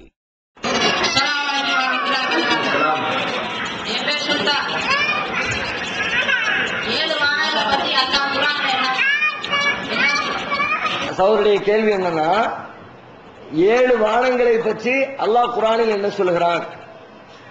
அல்லாஹுல்லதீ கலக சபா சமாவாத்தின், அல்லாஹுதான் 7 வானங்களை அடுக்கடுக்காக படைத்திருக்கிறான் என்று குர்ஆன் சொல்லுது. இப்போ நவீன சயின்ஸ் அடிப்படையில் வானம்னா எதுன்னு கேட்டா வானம்னு ஒண்ணு இல்லையேன்னு சொல்லுவாங்க.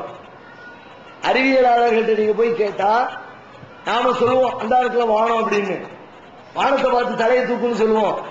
ஆனா அறிவியலாளர்கிட்ட போய் கேட்டா வானம்னு ஒண்ணு இல்லைங்க, எங்க ஏவுகணம் போய்கிட்டே இருக்குது, அது போய்கிட்டே இருக்குது போய்கிட்டே இருக்கு போய்கிட்டே இருக்குது, எதுவுமே தட்டுப்படவே இல்லை. வானம் என்ற ஒன்றே உலகத்தில் இதுவரைக்கும் கண்டுபிடிக்கப்படவில்லை என்பதுதான் அறிவியல் சொல்லக்கூடிய உண்மை. ஆனால் அவற்றையெல்லாம் படைத்த இறைவன் சொல்கிறான் வானம் என்று ஒன்று இருக்கிறது, அது 7 வானங்கள் அடுக்கடுக்காக படைக்கப்பட்டிருக்கிறது. அல்லாஹ் சொல்றத நாம முழுமையா நம்புறோம். இன்னும் சொல்ல போனா மனுஷ கண்களுக்கு தெரியலன்றதுக்காக இல்லைன்னு அர்த்தமா? எனக்கு ஒரு விஷயம் தெரியலன்றதுக்காக அதை இல்லைன்னு மறுக்க முடியுமா? தெரியலன்னா தெரியலன்னு சொல்லணும். அந்த அடிப்படையில் அறிவியலாளர்களுடைய அறிவு வளர்ச்சி இன்னும் அல்லாஹ்வுடைய அந்த வானம் என்ற படைப்பை நோக்கி செல்லவில்லை. ஒரு காலத்தில் செல்லும். இன்னும் அறிவியல் வளர்ந்தால், இன்னும் விஞ்ஞானம் வளர்ந்தால், வளர்ந்து வரக்கூடிய காலகட்டத்தில் அல்லாஹ் படைத்திருக்கிற அந்த வானத்தை சென்று மனிதன் அடைவான், அறிவியல் அறிவால் கண்டுகொள்வான். ஆனால் திருமறை குர்ஆன் 7 வானங்களும் 7 பூமிகளும் படைக்கப்பட்டிருப்பதாக தெள்ள தெளிவாக சொல்லி காட்டுகிறது. ஒரு முஸ்லிம் என்ற அடிப்படையில் அல்லாஹ்வுடைய வார்த்தைகளை முழுமையாக ஏற்று நாம் நம்பிக்கை கொள்ள வேண்டும்.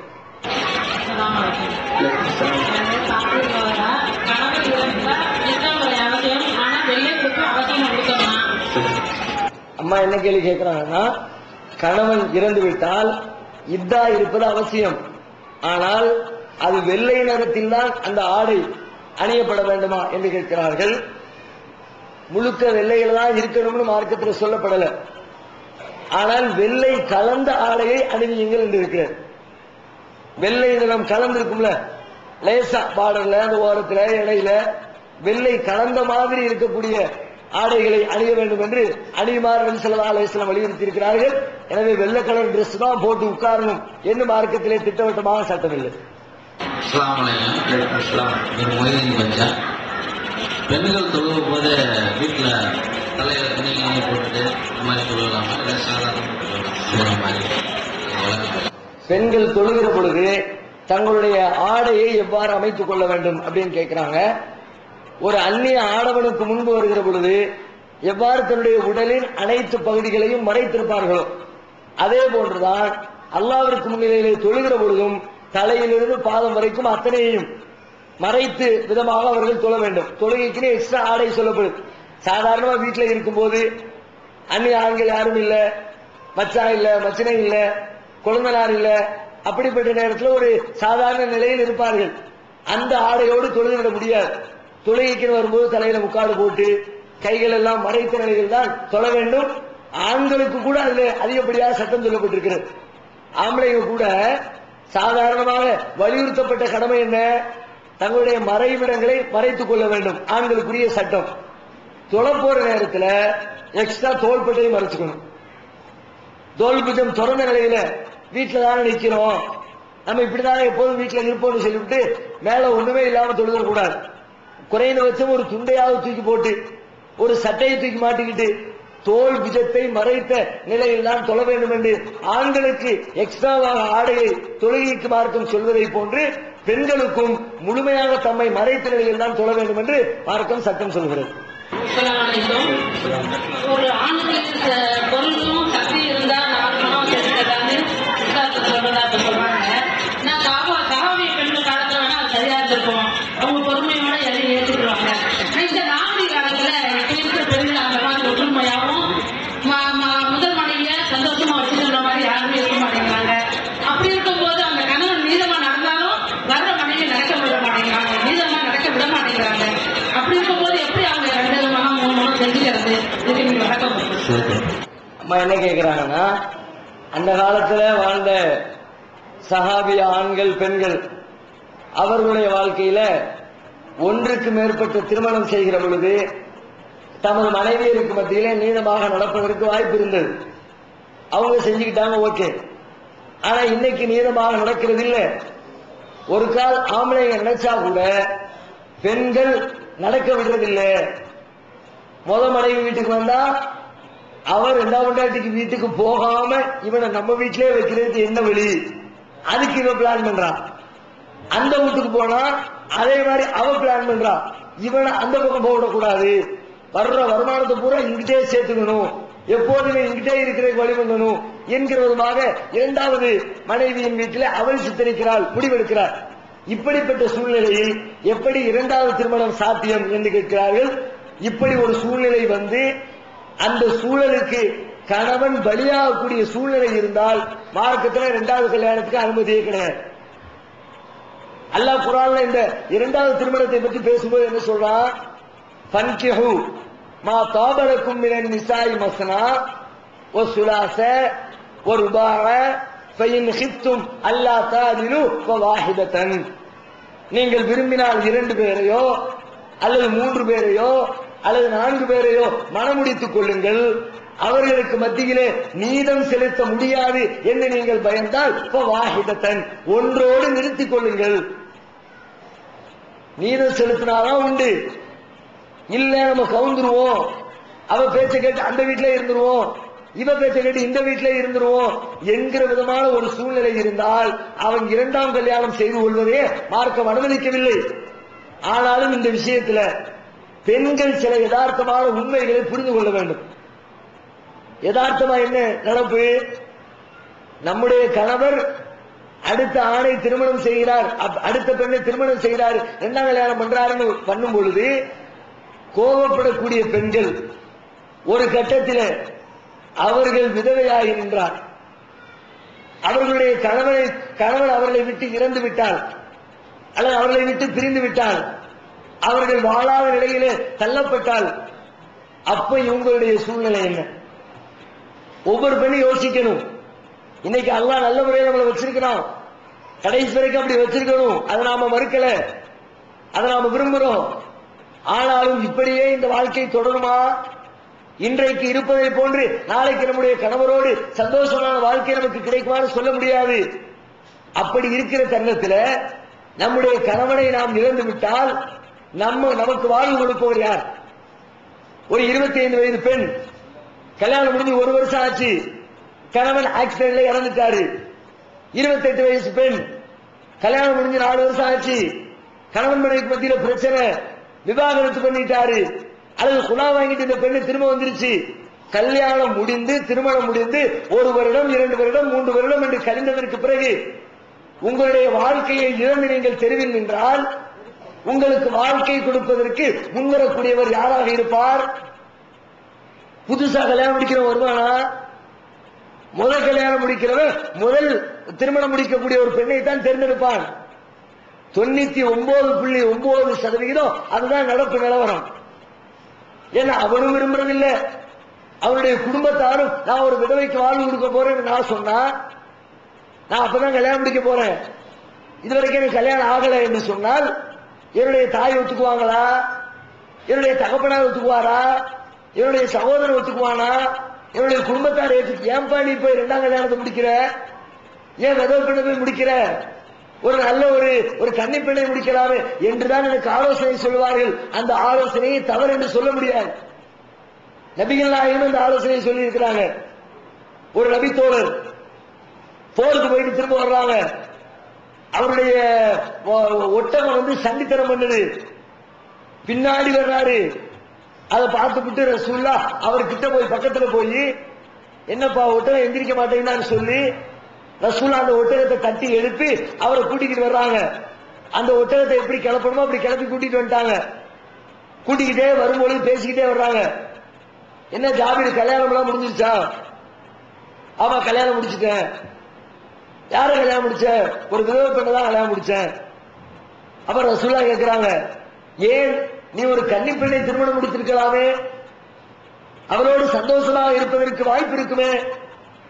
அப்ப ஜாபீர் சொல்றாரு, யார சொல்லலாம், என்னுடைய தந்தை சின்னஞ்சிறு சகோதரிகளை விட்டுவிட்டு மரணமடைந்து விட்டார், அவர்களை பராமரிப்பதற்கு யாரும் இல்லை. ஒரு சின்னஞ்சிறிய பெண்ணை நான் அழைத்து வந்தால் அவள் அந்த குழந்தைகளை எனது சகோதரிகளை பராமரிக்க மாட்டாள். எனவே தாய்மை அந்தஸ்தை பெற்றிருக்கிற ஒரு வயதான ஒரு விதவையை நான் தேர்ந்தெடுத்து மனம் முடித்தேன் என்ற ஒரு காரணம் சொல்கிறார். அப்ப நபிகள் நாயகமே முதல் திருமணம் என்று வருகிற பொழுது ஒரு கன்னி பெண்ணை தேர்ந்தெடுக்க சொல்லி வலியுறுத்துகிறார்கள் என்று சொன்னால் இந்த சமுதாயம் அதைத்தான் வலியுறுத்தும். அப்படியானால் வாழ்விழந்து நிற்கிற இந்த பெண்ணுக்கு வாழ்க்கை எப்படி? 25 வயசு, கணவன் இறந்துட்டாரு, அதுக்காக வேண்டி இவள் தன்னுடைய உணர்வுகளை எல்லாம் அழித்துக் கொள்ள வேண்டுமா? இவருடைய பாலியல் உணர்வுகளுக்கு நியாயமான வழி கிடையாதா? ஏற்கனவே கல்யாணம் முடிச்சோம்னா இந்த பெண்ணுக்கு வாழ்வு கொடுக்க முன் வருவான். வா, என்னுடைய 2வது மனைவியாக உன்னை நான் ஏற்றுக்கொள்கிறேன். இப்படித்தான் பெரும்பாலும் நடக்கும்.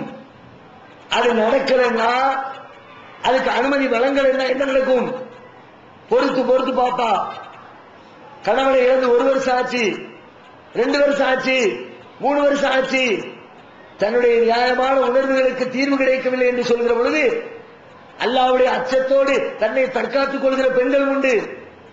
அச்சமில்லாதவர்கள் வேற எந்த ரூட்ல அடுத்தவனை தாவளைய விழ வைக்கலாம், பக்கத்து வீட்டுல நிறைய சம்பாதிக்கலாம், அவனை ஆளை கைக்குள்ள போட்டுக்கிட்டா நம்ம வாழ்க்கையை சந்தோஷமா கொண்டு போயிடலாம், நம்முடைய பாலியல் தேவைக்கும் அங்கே தீனி கிடைக்கும், நம்முடைய பொருளாதார தேவைக்கும் அங்கே தீனி கிடைக்கும் என்று சொல்லி அக்கம் பக்கத்திலே ஒழுக்கத்தோடு வாழ்ந்து கொண்டிருக்கிற உங்களுடைய கணவன்மார்களின் மீது அவர்கள் கை வைப்பார்கள். கண்ணியமா கல்யாணத்தை முடிச்சு கொடுத்தா கண்ணியமான வாழ்க்கை அல்லது கேடு கேட்ட வாழ்க்கை. அடுத்தவரோடு இப்படி தப்பான உறவு வைத்திருக்கிறார் என்று சொல்லி உங்களுடைய குடும்பத்தை பற்றி ஒரு அவப்பெயர். இதையெல்லாம் யோசிச்சு பார்க்கிற பொழுது இப்படி 2வது திருமணம் என்பது நியாயம்தான். அது இல்லைன்னு சொன்னா பல பெண்கள் வாழ்விழந்து நிற்பார்கள் என்பதையெல்லாம் நீங்கள் புரிந்து கொண்டால் கண்டிப்பாக நீங்கள் எதிர்க்க மாட்டீர்கள்.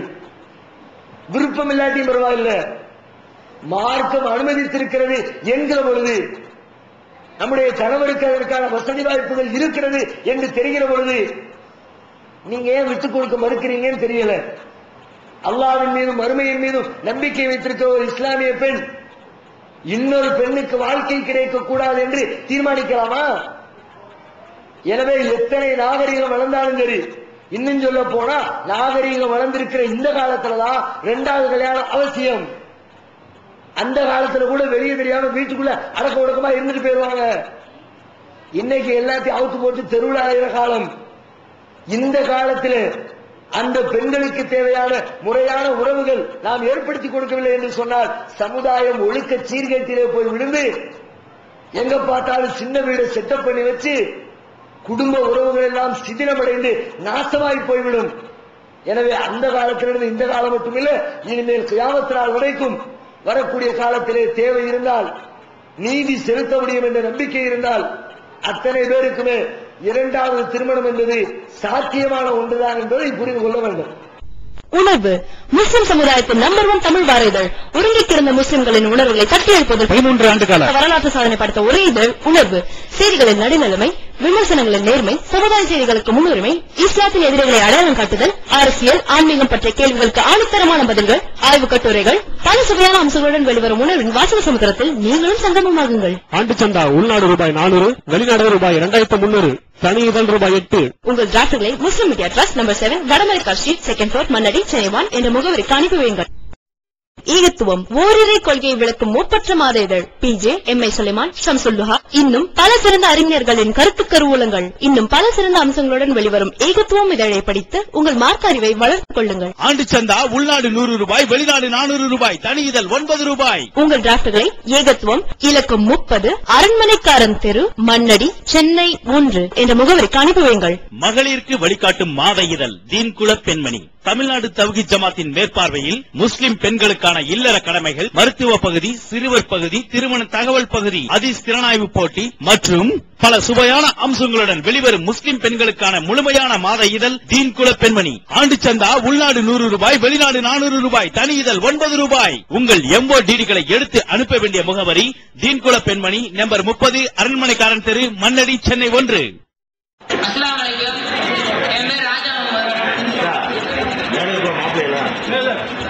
ஒருத்தர் மவுத்தாராங்கன்னா அவங்க ஆயிலாகலான்னு சொல்லிட்டு மவுத்தா போனா அவங்க நேரடியா தொழுகத்துக்கு போவாங்க. ஆனா அவங்க தீவிர நிறைய தவறு இருந்தா அவங்க மவுத்தான்னு சொல்லிட்டு போவாங்களா? சகோதரருடைய கேள்வி என்னன்னா, யாருடைய இறுதி வார்த்தை லா இலாஹ இல்லல்லாஹ் என்று அமைந்து விடுகிறதோ அவர் சுவர்க்கம் செல்வார் என்று வருகிறது. அவர் கெட்டவராக இருந்தாலுமா சுவனம் செல்வார் அப்படின்னு கேட்கிறாரு. கடைசியாக ஒருவர் மரணிக்கிற பொழுது இந்த ஏகத்துவ கொள்கையின் மீது உறுதியான நிலைப்பாட்டில் அதை தன்னுடைய உள்ளத்தால் ஏற்று தன்னுடைய நாவால் மொழிந்து அவன் மரணத்தை தழுவினால் கண்டிப்பாக அவன் சுவர்க்கத்தை சென்றடைவான். அவன் செய்த தீமைகளுக்குரிய தண்டனைகளை பெற்றுவிட்டு உலகத்தில் அட்டூழியம் பண்ணியிருந்தான்னா அந்த அட்டூழியத்திற்கு தகுந்தார் போன்று நரகத்திலே தண்டனை அனுபவித்து விட்டு என்றாவது ஒரு நாள் அவன் கண்டிப்பாக சுவனம் சென்றே தீர்வான். இறந்த உடனே நேரடியாக சொர்க்கம் இல்லை, அல்லது விசாரணையில டைரக்ட் சொர்க்கம் இல்லை, கண்டிப்பாக என்றைக்காவது ஒரு நாள் அவனுக்கு சுவனம் வழங்கப்படும் என்பதுதான் அதனுடைய அர்த்தம்.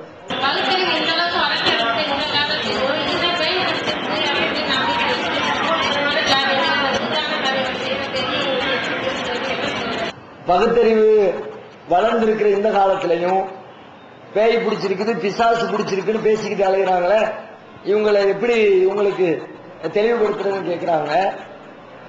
பேய் பிசாசுங்கிற நம்பிக்கை இஸ்லாத்தின் பார்வையில் முஸ்லீம் அல்லாதவர்களாக அவங்களை விட்டுருங்க. ஒரு இஸ்லாமியர் என்ற அடிப்படையில் அல்லாஹ் எதை சொல்கிறானோ அதைத்தான் ஒரு முஸ்லீம் நம்ப வேண்டும். பேய் பிசாசு என்று சொல்லப்படுவது என்ன அப்படின்னா, இறந்துவிட்ட ஆவிகள், இறந்துவிட்டவர்களுடைய உயிர்கள் இந்த உலகத்தில் இருப்பவர்களின் மீது மேலாடுகிறது. அதுதான் பேய் பிசாசுங்கிற செட்டப். அதற்கான அடிப்படை அல்லாஹ் திருமறை குர்ஆனில் சொல்லி காட்டுகிறான். அல்லாஹு யதவஃபல் அன்ஃபுஸ ஹீன மௌத்திஹா வல்லதி லம் தமுத் ஃபீ மனாமிஹா ஃபயும்சிகு அல்லதி கலா அலைஹில் மௌத். அல்லாஹ் ரப்பல் ஆலமீன் மனிதர்கள் தூங்குகிற பொழுது அவர்களின் உயிர்களை கைப்பற்றுகிறார். யாருடைய தவணை முடிந்து விட்டதோ அவர்களின் உயிர்களை தனது கையிலே வைத்துக் கொள்கிறார். யாருக்கு இன்னும் உலகத்திலே வாழ்வதற்கு அவகாசம் இருக்கிறதோ அந்த உயிர்களை மீண்டும் திரும்ப அனுப்புகிறான். இறந்துவிட்ட உயிர்கள் அல்லாஹ்வின் கைவசத்தில் போய்விடுகிறது. அல்லாஹ்வுடைய கஸ்டடிக்கு போனது அல்லாஹ்வுடைய பாதுகாப்பை மீறி வெளியே வரவே முடியாது. இன்ன பத்ஷ ரப்பிக லஷதீத், உமது இறைவனின் பிடி கடுமையான பிடி. அல்லாஹ் குர்ஆன்ல சொல்றான். அல்லாஹ்வுடைய பிடிக்குள்ள போனது அது ஒண்ணும் பாளையங்கோட்டை ஜெயில் இல்ல, கம்பியை வளைச்சிக்கிட்டு வெளியே ஓடி வர்றதுக்கு. அல்லாஹ்வுடைய கோட்டைக்குள்ள போயாச்சுன்னா அங்கே சென்றவர்கள் திரும்ப வர முடியாது.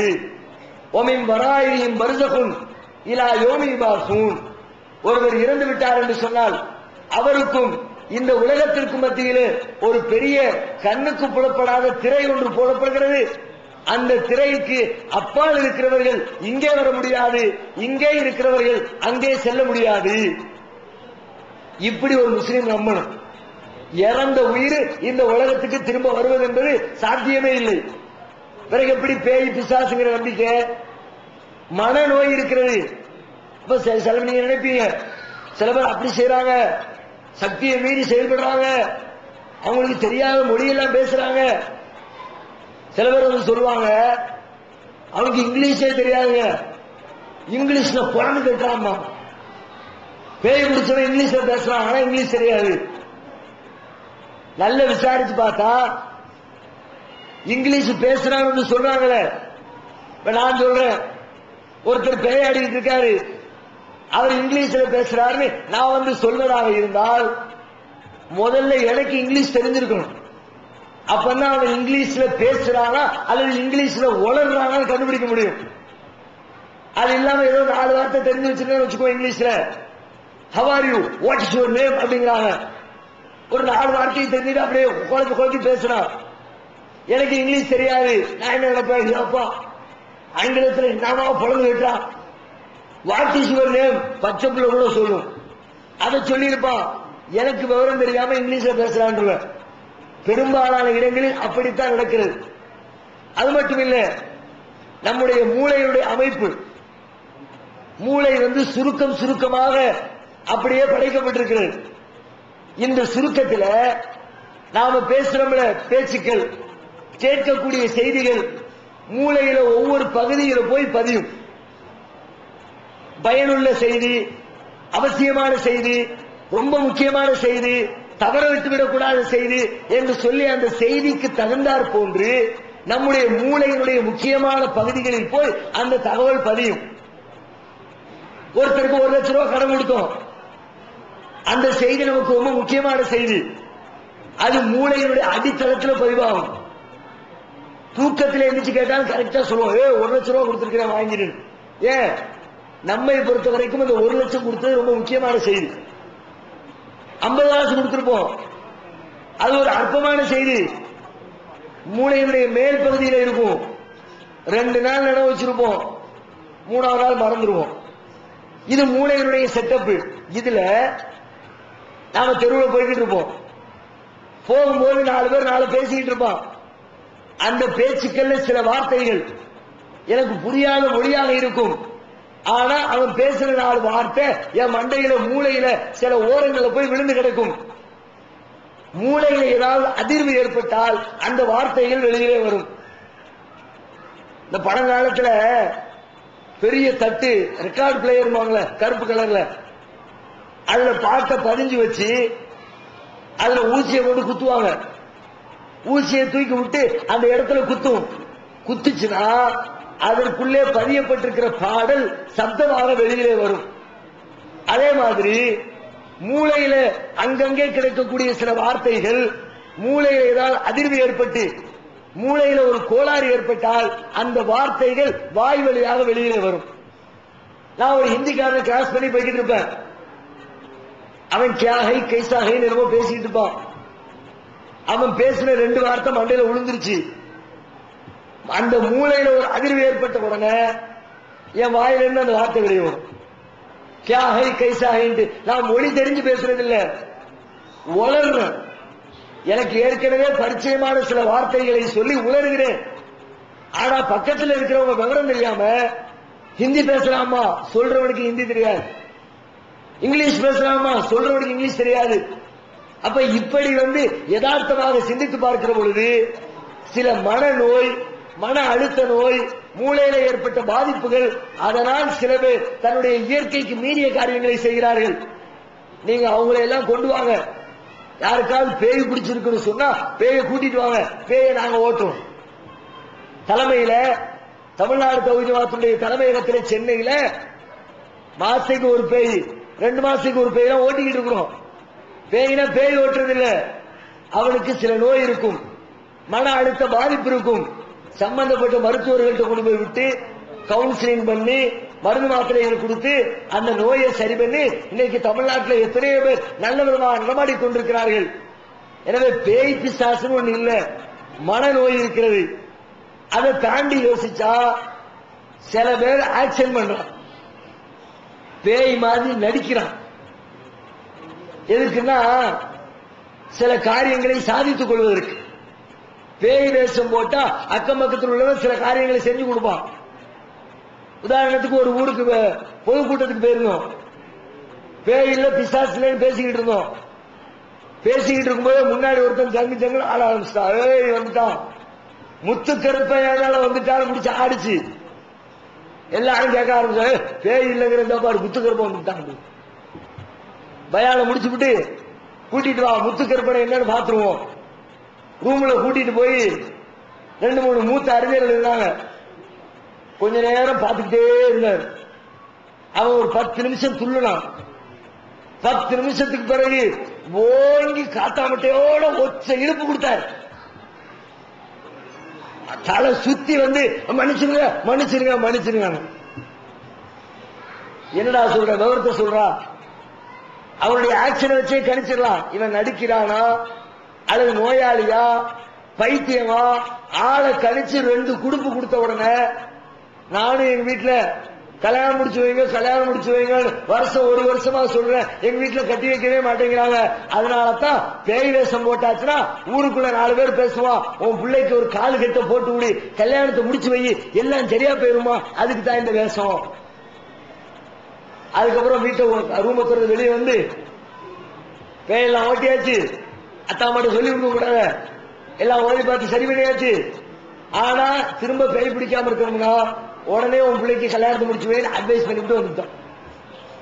இது மாதிரி நடிக்கிறவர்கள் பல பேர் இருக்கிறார்கள் தங்களுடைய தேவைக்காக.